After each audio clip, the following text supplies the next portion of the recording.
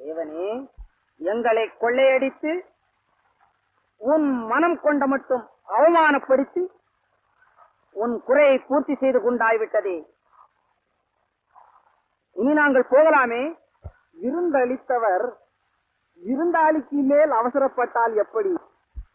சந்தனம், மறுபடியும் உனக்கு வேறு நல்ல சந்தர்ப்பத்தில் ஒரு விருந்து கொடுக்கிறேன். பயப்படாதே.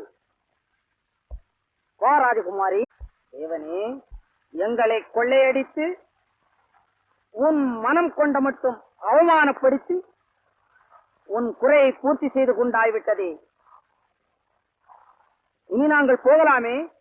விருந்தளித்தவர் விருந்தாளிக்கு மேல் அவசரப்பட்டால் எப்படி? சந்தனம், மறுபடியும் உனக்கு வேறு நல்ல சந்தர்ப்பத்தில் ஒரு விருந்து கொடுக்கிறேன். பயப்படாதே. வா ராஜகுமாரி.